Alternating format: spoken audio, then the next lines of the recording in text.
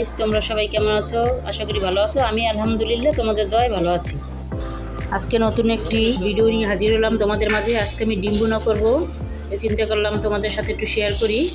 এই তো আমি তেল দিয়ে দিয়েছি ফ্রাই প্যানে। এখন দিয়ে দিচ্ছি লবণ আর হলুদটা আমি তেলে দিয়ে দিয়েছি, এতে করে ডিমটা ভাজলে ভালো কালার আসে।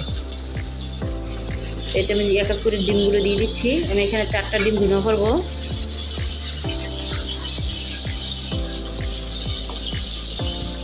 এতে আমি ডিমগুলো ভালো করে নেড়ে চেড়ে ভেজে নিচ্ছি। এরকম হলুদ তেলের ভিতরে দিয়ে দিলে ডিম ভাজলে ডিমের কালারটা অনেক সুন্দর হয়, তার জন্য আমি হলুদ তেলের ভিতরে দিয়ে দিয়েছি।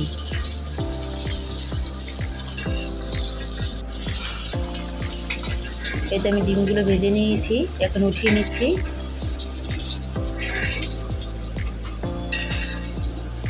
দেখো ডিমের কালারটা কত সুন্দর হয়েছে।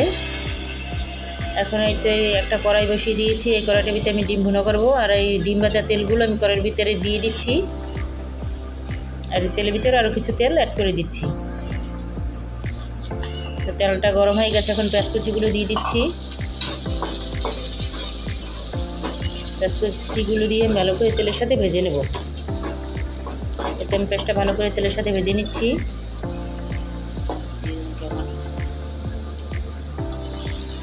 এখন দিয়ে দিচ্ছি টমেটো কুচি।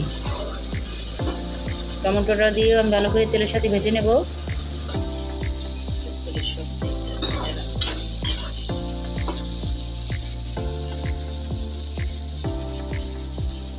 এখন দিয়ে দিচ্ছি লবণ, আর দিয়ে দিচ্ছি হাফ চামচ হলুদ, 1 চামচ জিরা গুঁড়া, হাফ চামচ ধনিয়া গুঁড়া, আর দিয়ে দিচ্ছি 1.5 চামচ মরিচের গুঁড়া।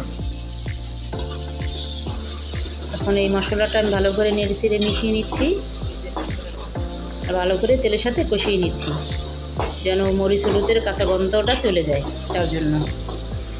এখন দিয়ে দেবো আদা রসুন পেস্ট।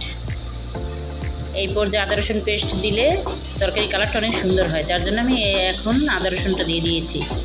আদা রসুনটা দিয়ে ভালো করে তেলের সাথে ভেজে নিয়েছি, আর দিয়ে দিয়েছি সামান্য পানি মশলাটা কষিয়ে নেওয়ার জন্য। দেখো মশলাটার কালারটা কত সুন্দর আসছে। এতে আমি ভালো করে মশলাটা কষিয়ে নিচ্ছি। এখন ডিমগুলো দিয়ে ভালো করে কষিয়ে নেব।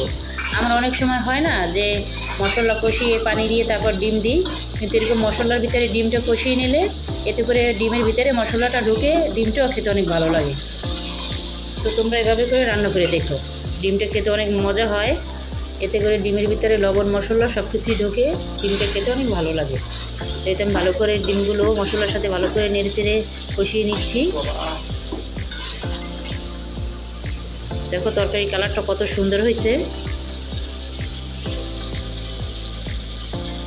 এটা এখন পানি অ্যাড করে দিচ্ছি।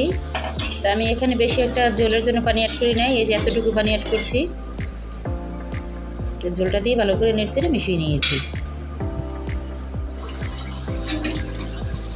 এটা আমার তরকারিটা ফুটে উঠছে, এখন আমি ভালো করে নেড়ে চেড়ে মিশিয়ে দিচ্ছি, আর দিয়ে দিচ্ছি উপর থেকে ধনিয়া পাতা কুচি। এই তো ধনিয়া পাতাগুলো আমি ভালো করে ডিমের সাথে নেড়ে চেড়ে মিশিয়ে নিচ্ছি। তরকারিটা আমি একটু ঝোল ঝোল রাখবো, একেবারে শুকাবো না।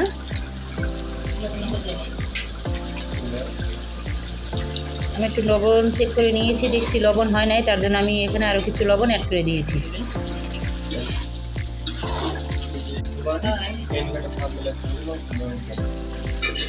তো আমার তরকারিটা হয়ে গেছে, এখন উঠিয়ে নেব। তো গাইস, তোমাদের যদি আমার এই ভিডিওটি ভালো লেগে থাকে তাহলে লাইক কমেন্ট শেয়ার করে দেবা, আর আমার চ্যানেলটি সাবস্ক্রাইব করে দেবা। প্লিজ আমার চ্যানেলটি সাবস্ক্রাইব করে দেবা। তো আমার ভিডিওটি দেখার জন্য ধন্যবাদ। আল্লাহ হাফেজ।